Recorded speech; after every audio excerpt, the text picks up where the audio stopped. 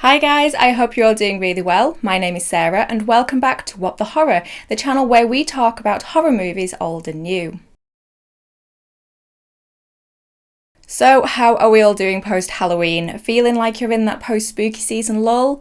Yeah, me too. Well, a little bit. To be honest, most of the year is spooky season for me, especially with this channel. So today I'm trying something a little new. I wanted to try out a new series and see what you guys think to it. It's going to be a monthly wrap-up where I talk about some of my horror favourites of the previous month.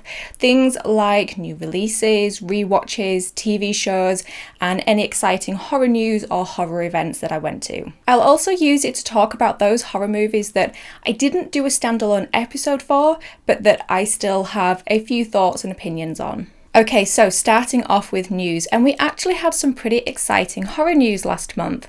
We found out back in August that Lionsgate and Twisted Picture were teaming up again to bring us the next Saw movie, which will be the 10th in the franchise.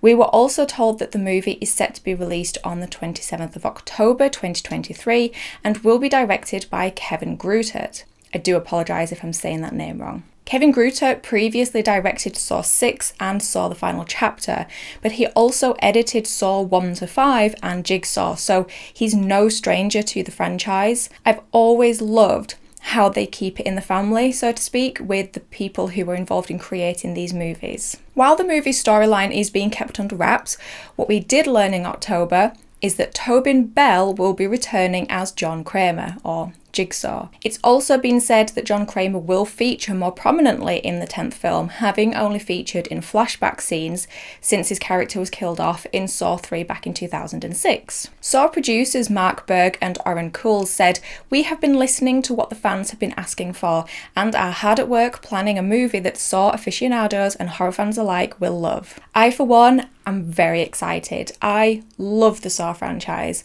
but I've never actually watched Jigsaw and felt that Spiral Book of Saw, while being an okay movie, just didn't quite capture that Saw magic, so I'm really excited to hear that they're trying to get it back to what made the franchise so good. Another announcement that I'm really excited about is that we are getting The Conjuring 4. Woo! All we currently know is that David Johnson McGoldrick is writing it, having also written The Conjuring 2 and The Conjuring 3, The Devil Made Me Do It. Also returning are James Wan and Peter Safran as producers, although we don't yet know who will direct it. I believe it's also expected that Patrick Wilson and Vera Farmiga will return in their roles as Ed and Lorraine Warren. With the filming of The Nun 2 having also begun, it's a good time to be a fan of the Conjuring universe. My prediction for The Conjuring 4 is that it'll follow the case of the Snedeker House, a former funeral home believed to be infested with demons. There's a lot of meat to work with, considering that this case also features in the book In a Dark Place. Although there has already been a film made based on this case called The Haunting in Connecticut, so maybe The Conjuring 4 will jump over that one and will cover the Smurl family instead, which would take it back to its roots of a haunted house movie. I've spent a lot of time recently in the Conjuring world as I've been covering the true stories behind the movies in my Truly Horror series, and I have come to realise with these rewatches that I really love these movies and that it's actually one of my favourite horror franchises, so yeah, I'm really excited about this announcement. And the final piece of horror news that I'm interested in is that we had the release of the Halloween Ends novelisation. It was released in paperback form and was written by Paul Brad Logan. I won't mention any spoilers, but I will say that the novel has been described by Logan as very much its own thing. It apparently branches off from the movie in parts, adding in callbacks to other films in the franchise. It also adds to Laurie's story and then fleshes out the story from the Halloween Ends movie. I'm really curious about this one, so I'm definitely going to be investing in a copy for myself. I also discovered, this is like a little side note, that you can get a tie-in graphic novel for The Conjuring 3 called The Lover, published by DC Horror Presents. It tells the backstory of Jessica and Katie, the two girls that are the side plot from the film, so that's another one on my wish list. Okay, so while I want my monthly recaps to be positive, celebrating the good, I do want to talk about a movie that I watched in October that I didn't make a standalone episode for, but that I certainly had some thoughts on, and that is the newly released The Invitation. Now, I am going to talk spoilers here, so if you haven't seen it yet, you can jump ahead to the next timestamp. So, I was quite looking forward to this film. It was described as gothic and inspired by Bram Stoker's Dracula, so obviously a vampire movie, and we've not had many vampire movies of late, and even fewer good ones. So I was hopeful and quite looking forward to it. I had heard nothing about it until a few months ago. It really seemed to be under the radar, but once I heard this, I thought, yeah, I'm going to check that one out. I was really disappointed with this film. It's not the worst film of the year by any means, but in my opinion, it does something worse than being a bad movie. It's a forgettable movie that fails to meet all of the potential that it had.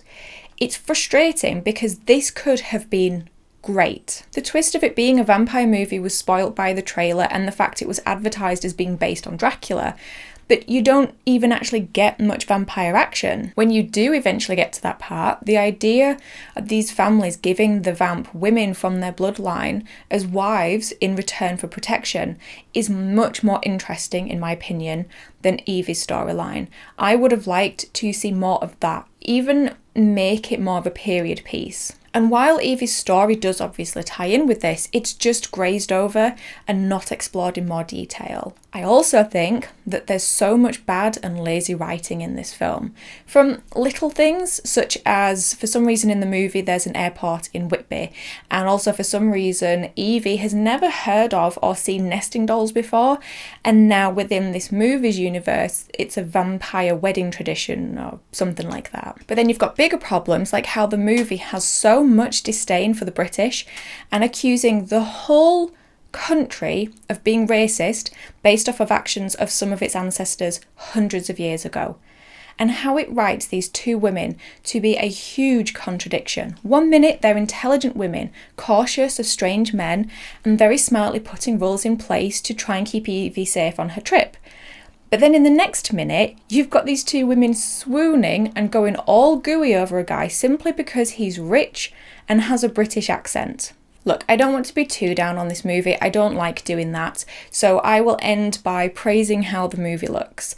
The grand house in the setting and its grounds are gorgeous. Everything about the way the house has been dressed and the way the garden has been framed and shot. Everything just looks and feels beautiful and luxurious.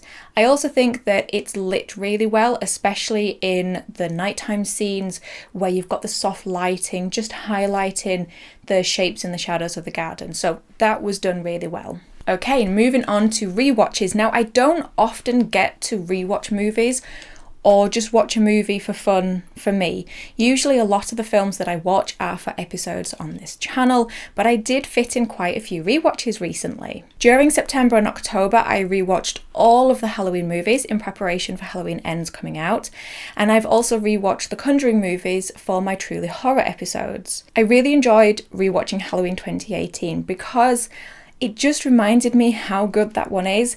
And it got me really excited about watching Halloween Ends and wanting to see how they wrapped this story up. I have done a standalone review for Halloween Ends, which you can check out if you're interested. And I talked more in depth about each of the Halloween movies in my tier list ranking, which again, you can also check out. I also enjoyed rewatching The Conjuring 3 more than I thought I would. I haven't actually seen it since I watched it last year when it was first released. And to be honest, at the time, I found it a little lackluster and just paling in comparison to the first two, but I genuinely enjoyed it this time round. This is why I think so many films benefit from a rewatch after some time has passed, and I wonder how many films we just completely write off because we don't revisit them and we don't give them another chance. I also rewatched Aliens. Now, it's been a good few years since I last saw it and I got a hankering to put it on the other week. Man, I forgot how much I love this movie. The Alien franchise was one of my mum's favourites and she just couldn't wait to introduce me to them. And after watching them for the first time, I was hooked. This was a regular rewatch when I was in my late teens. This and Alien Resurrection. Yes, you heard me correctly. And of course, I had my yearly viewing of Sleepy Hollow, a must-see for the spooky season.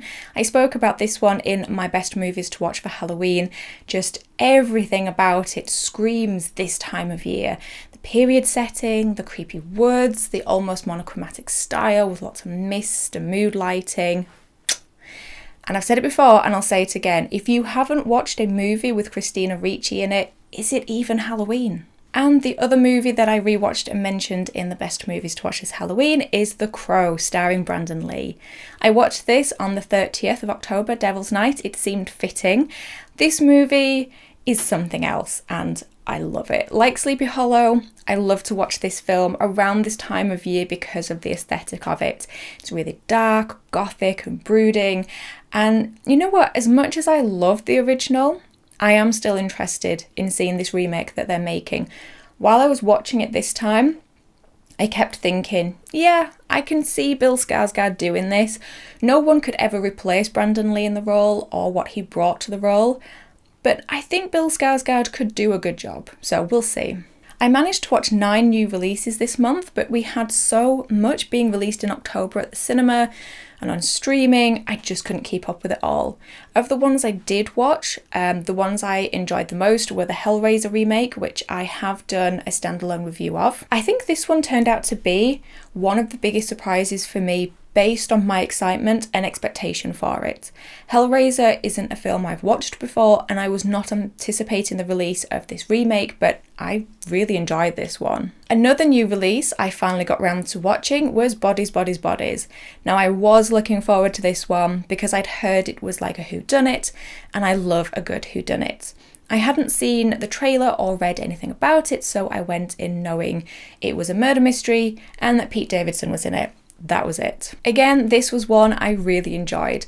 Like a lot of A24 movies, it had lots of slowly paced scene, lots of character and dialogue driven scenes, and perhaps some of those do drag on for slightly too long in the beginning, but once they start playing the game of bodies, bodies, bodies, the pace does even out a lot better. The lighting in this movie is incredible. I read that the actors had to learn how to basically light themselves in some of the scenes, seeing as how they're doing it with the glow sticks and head torches and their smartphones, and honestly it worked so well. The bits that are in the dark with the little patches of light just look great. I think the humour worked really well as well. I was laughing out loud at so many bits. It's quite dark humour and often really subtle, but I loved it. I also really liked the ending. Now I've read that some people weren't too keen on it, but I loved it. I loved how surprising it was, but also how it put a whole new spin on the rest of the movie. It made you go back and think over all of the events and deaths, and you realise how pointless they all were and how they didn't need to happen. And while it may not be a horror movie, it certainly is a spooky season watch, and that is Hocus Pocus 2. I'd been saving this one to watch closer to the actual day of Halloween, so this is a more recent watch, and honestly, I don't get all of the hate for this film. Hocus Pocus 2 is not a bad film. It may not be amazing, but it's not bad. It's well made, it's funny, it's sweet, and it's fun. I thought the child actors who played the younger versions of the Sanderson sisters were awesome. They nailed those mannerisms, and I have to say that the 3 ladies doing the adult Sandersons who came back also did an incredible job. They just slot straight back into those roles, which is impressive after having not played them for 29 years. Yeah, sure, it's a little odd that they basically decide to just do a repeat of the original story, but at least there are a few differences here and there to make it stand apart. I wonder if part of the problem with people not liking this one was that perhaps a lot of people may have rewatched the original in preparation for the sequel, and then for the sequel to be basically a repeat of the same story, this makes it easier for people to not like it and feel disappointed with it. I didn't rewatch the original first, and I enjoyed the sequel. And finally, my favourite horror TV series that I watched in October was the latest instalment from the incredibly talented Mike Flanagan, The Midnight Club. Now I might end up talking about spoilers, so if you haven't watched it yet, maybe skip this part. I adored The Haunting of Hill House and Bly Manor. I think the Hill House series is one of my favourite seasons TV series that I've ever watched. I didn't finish Midnight Mass for some reason, but I enjoyed the episodes that I watched. The Midnight Club is based on a series of young adult books written by Christopher Pike in the vein of Goosebumps and Point Horror, but we never actually got the Midnight Club in the UK, so I didn't grow up reading these, and because of this, I can't say whether or not they did a good job of adapting the books to the screen. This series is a different direction to what we've previously seen from Mike Flanagan. First of all, it's aimed at a young audience, well, young adult audience, and secondly, it is a lot lighter on the horror. I personally don't mind the shift in horror. I think it worked really well for the story. The idea of the kids or teens experiencing these ghostly visions, sleepwalking, seeing visions of the hospice in another time period, and how all of that was explained away as a side effect of their bodies beginning to fail them and playing tricks on them. It's an incredibly sad explanation, but one rooted in science rather than the supernatural. And that is really what the Midnight Club is about. It is science versus supernatural. You have the ghosts that are explained away as side effects, like I said, characters with a range of beliefs. There's the character of Sandra, who is a devout Christian, Spencer, who was raised in a religious family but feels abandoned by that faith now, Anya, who is a logical skeptic, and Ilonka, who believes in the rituals and the healing powers of nature. This contrast is also played out in the two characters, Dr. Stanton, played to perfection by Heather Langenkamp, and Shasta, or Julia Jane. Dr. Stanton very much believes in science, data, and fact. She doesn't believe the rituals have ever helped heal people, while Shasta is on the other end of the spectrum and believes in the healing power of the land that the hospice sits on and of all the natural ingredients that can be found in the surrounding woods, like the spring water and the herbs. I've heard that some people were disappointed with the lack of horror in this series, but for me, I just think that a lot of the horror, or all of the horror, comes from the situation that the teens are in and the reality that they're now faced with and dealing with. I didn't binge the whole series in one go, as it's obviously a heavy subject that it's tackling, and some of the episodes nearly broke me. I was in floods of tears during episode 7. I didn't love this series as much as Hill House, but I did really like it. I think for the most part it was well acted, well written, and was a really beautiful study of more than just terminal illness and ghosts. I think it was a study of what family actually means, love, and what warrants a well-lived life. So yeah, a good watch. So that is my October wrap-up / recap. Let me know down in the comments below your own highlights of October. Let me know what you thought of this type of episode as well, and if you would like me to continue with this series. I think my next episode is going to be a review of Barbarian, as we finally have had it released in cinemas over here, and I am so excited to watch it. So don't forget to hit that subscribe button if you haven't already. In the meantime though, thank you as always for stopping by. I really do appreciate it. Take care of yourselves, and I will talk to you later. Bye guys.